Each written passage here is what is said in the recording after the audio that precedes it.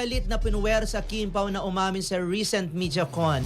Nina Kim Chiu at Paolo Abilino may isang nang-urirat at pinaamin sila sa estado ng kanilang relasyon. Inisang fans kung bakit may pagbanggit pa ng name ni Jericho Rosales na kinumpara kay Paolo kasi si Eko raw ay brave enough to admit things. Gayunpaman, proud ang panay dahil super class na sinagot ito ni Paolo, samantala sa X-App ay nagpakita ng disgusto si Kim sa pagsang-ayon sa tanong na bakit may pag-mention pa at anong sense of urgency sa question.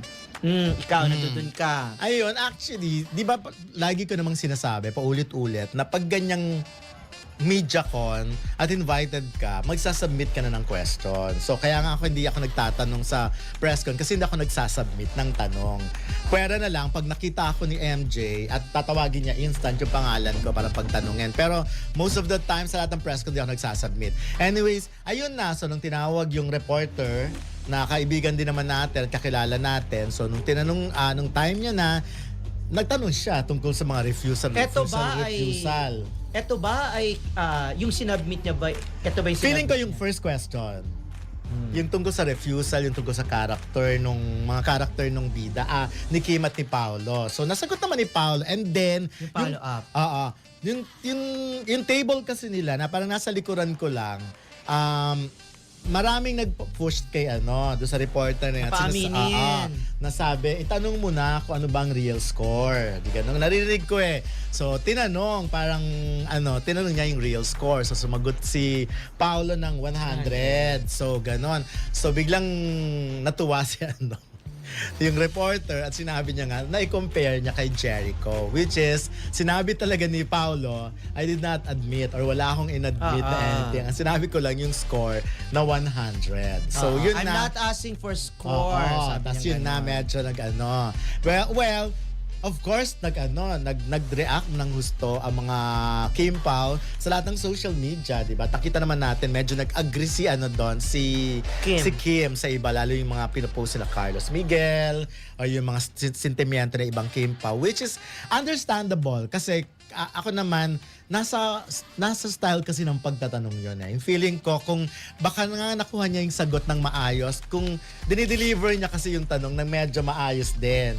Kasi nun parang parang pinupuwersa mo talaga yung dating, which is hindi maganda. Yun ang naramdaman ng Kim Pao. Napanood ko yung video for data per se. Napanood ko yung video. Mukhang kinomplement naman. Kinomplement ni Alex Brosas, yung nagtanong, yung pagsagot ni Paolo doon sa tanong niya na sinabing 100%. Yes. Na parang sinabi niya na ikaw ay umamin. Parang sinabi niyang napaamin niya pero hindi diretsahan.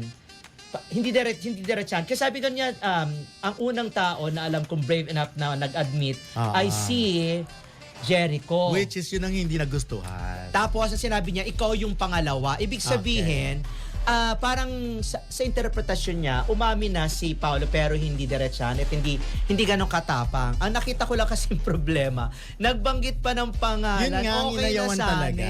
Kasi di ba nagbanggit ng pangalan, hindi ka, sa akin kasi hindi ka, paniniwala ko to na hindi ka dapat nagkukumpara ng ibang artista, lalo na pagdating sa privacy, sa choice niya ng privacy. Kasi merong mga artista, ito pala ko sinasabi pati dun sa aking live dun sa FB, merong mga artista, mas choice nila at tinitreasure nila yung privacy nila at doon sa pagiging artista na kung may collab team man sila.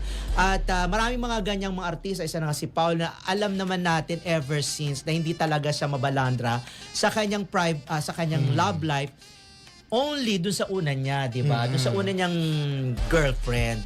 At kapag tinatanong si Paolo tungkol sa kanyang sa estado ng kanyang relasyon o love life, hindi talaga ito nagsasalita. As in makikita mo sa reaction niya na minsan ngingiti tapos tutungo sa baba na parang hindi siya komportable. Si Jericho naman, kilala naman natin na wala siya talagang itinatago magmula kay Heart Evangelista.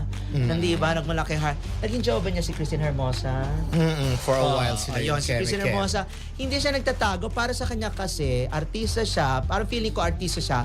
Wala siyang dapat itago. Same goes with Katrina na nasubukan niya na ipangalandakan ang relasyon lang ni Daniel. Pero this time, gusto naman niya sigurong kanila na lang muna kung ano man ang meron sa kanila. So, yun na nga parang magkaiba si Paolo at saka si Jericho.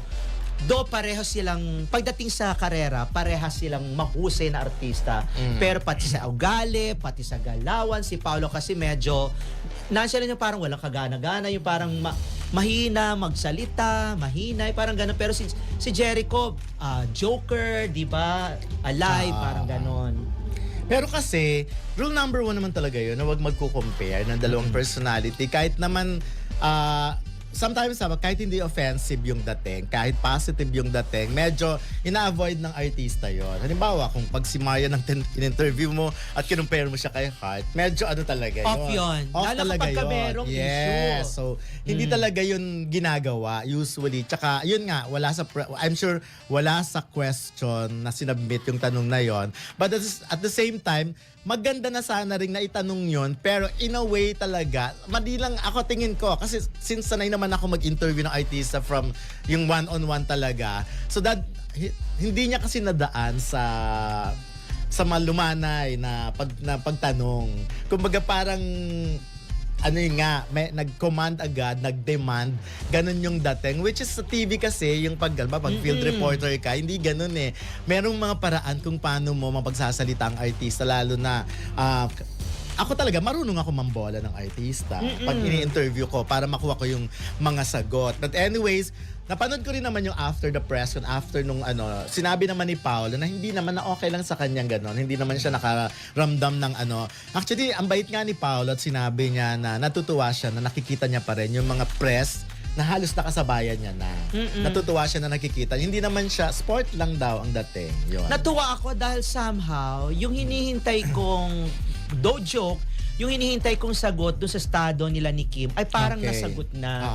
Kasi 100, kapag na sinabi, siguro slip of the tongue yun ni Paolo na sinabi niyang 100. Parang siguro na rin, ba't ko ba sinabing 100? Parang kinumpirma ko na nga. Kasi pwede ka na magsabi na 99, pwede ka na magsabi ng 90%. Yung mga ganun, kung nasa estado kayo ng nagliligawan, pwede mo sabing 80%, 70%, 80 or 80 lang, walang percent.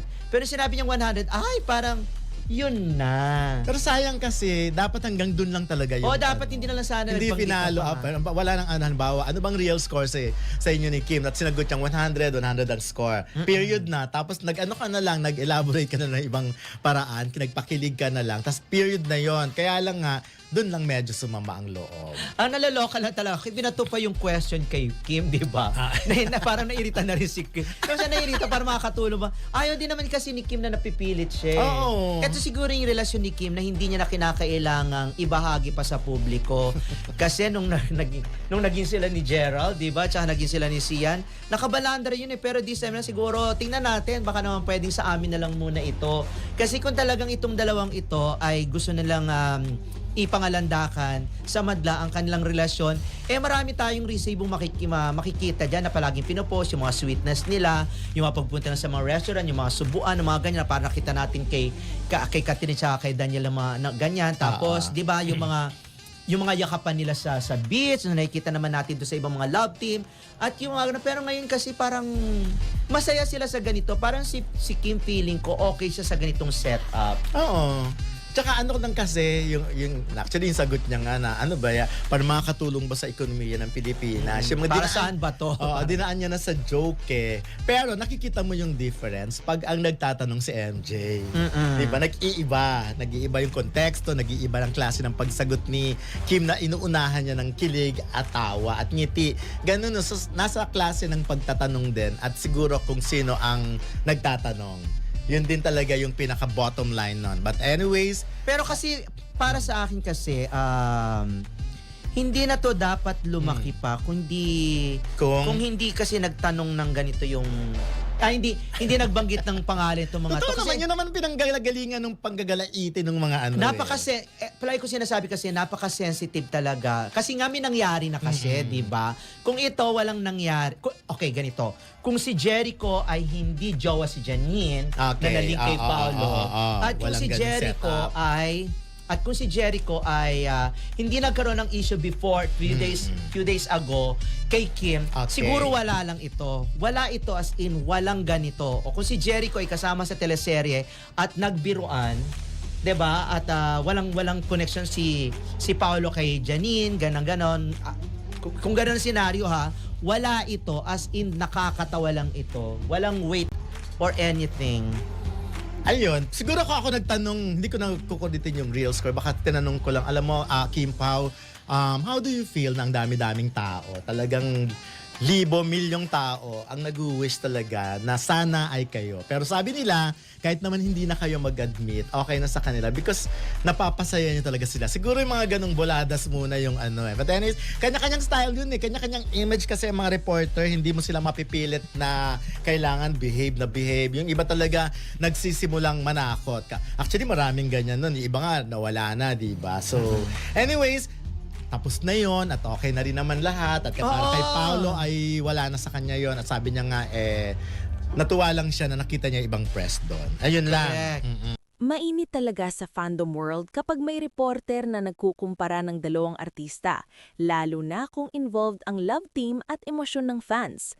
Sa issue ng pagkukumpara kina Paolo Avellino at Jericho Rosales, understandable kung bakit naging mabilis ang reaksyon ng Kim Pao fans. Una, natural na protective ang fans sa iniidolo nila. Kapag may comparison, kadalasan ang dating nito ay parang paligsahan kung sino ang mas bagay, mas deserving, o mas may ambag sa career at personal life ng isang artista, lalo na kung nadadawit si Kim Chiu. Para sa fans, hindi ito simpleng tanong lang, nagiging emotional issue siya. Pangalawa, magkaiba naman kasi talaga ang branding, karanasan at style ng dalawang aktor. Kahit walang entity rap dito, malinaw na magkaiba ang acting journey nila. Magkaiba ang love team dynamics. Magkaiba ang public image at fan expectations. Kaya para sa maraming fans, unfair ang direct comparison, lalo na kung may halong romantic angle o personal issue. Pangatlo, minsan ang reporters gumagamit ng comparison para makakuha ng mas malakas na reaksyon o mas maraming engagement. Hindi naman ito agad masama, pero pwedeng mag-trigger ng fan wars kung hindi maingat ang framing ng tanong o ulat. Mas healthy na tingnan ito sa ganitong paraan. Pwedeng i-appreciate ang dalawang artista nang hindi sila pinagtatapat. Hindi kailangan na may mas lamang, pwedeng parehong may value. Ang totoong mahalaga ay kung ano ang totoo at malinaw mula mismo sa mga taong involved, hindi lang sa interpretasyon ng fans o press.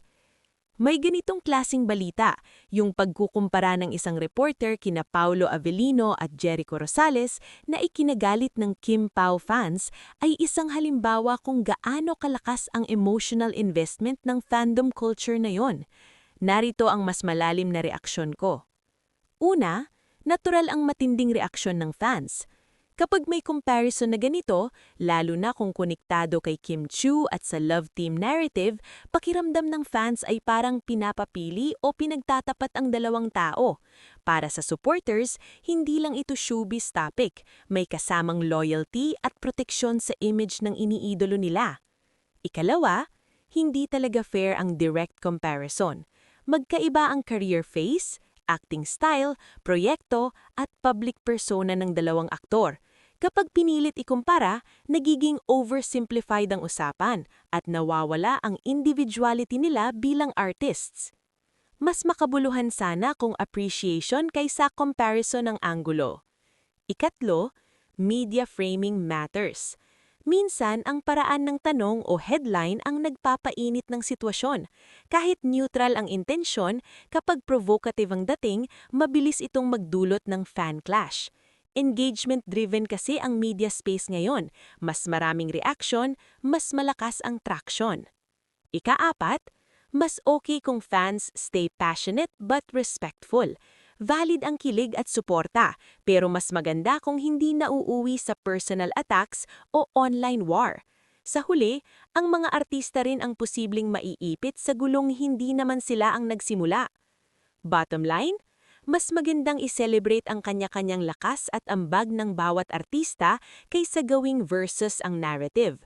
Mas tumitibay ang fandom kapag supportive, hindi lang protective. Ang balitang pagkukumpara ng isang reporter kina Paulo Avellino at Jericho Rosales na ikinapikon o pinaglaban ng Kim Pao fans ay isang halimbawa kung gaano ka-intense na ngayon ang fandom culture sa showbiz. Hindi na lang ito simpleng usapan ng opinyon, nagiging emosyonal, personal at minsan ay polarizing ang diskurso.